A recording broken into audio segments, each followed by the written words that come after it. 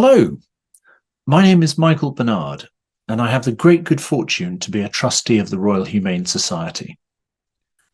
The Society was founded in 1774, and as part of our 250th anniversary commemoration, we're reading a story each day for 250 days about life-saving from our archives. Today's story is from 1780, a year for context in which the Gordon riots broke out in protest against Catholic emancipation.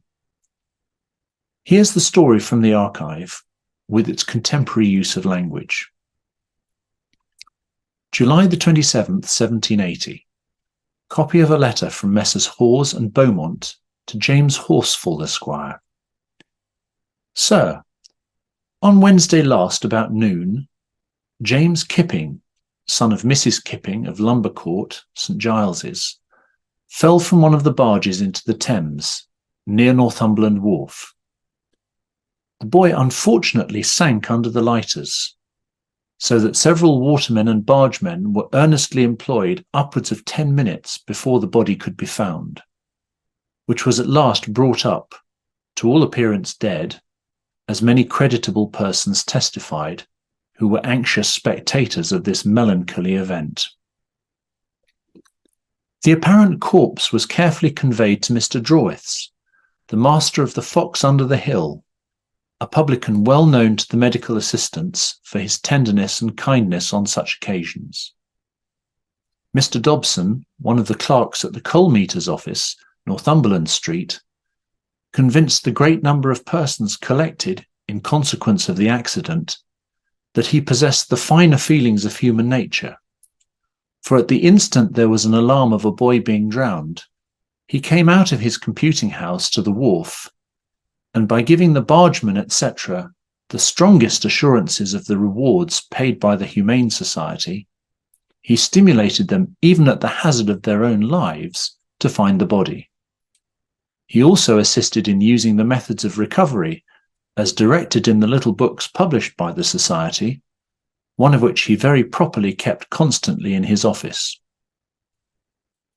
In about 5 minutes, Mr. Dobson says, he had the pleasing satisfaction of perceiving a tremulous motion about the breast, and a very laborious deep sigh soon succeeded, with such strong and universal convulsions that 3 of the men could hardly keep the boy upon the bed.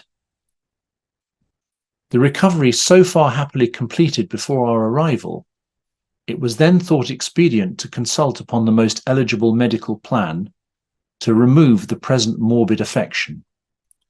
Accordingly, the most powerful antispasmodics were prescribed, which in about 7 hours carried off the convulsion fits, and our patient so far recovered by the evening that his mother was enabled by the beneficence of some gentlemen who had been present for the whole process of restoring animation, to carry him home with her in a coach. An alarming and dangerous fever ensued, which continued several days. We diligently attended to the disease until his health was perfectly reinstated, to the great joy of his poor, industrious, and fond parent. We are, sir, your obedient humble servants, W. Hawes, John Beaumont. The publican, bargemen, and watermen recommended by Mr. Dobson as assistants in the above fortunate recovery received the rewards given by the Humane Society on such occasions. Well, what an amazing story.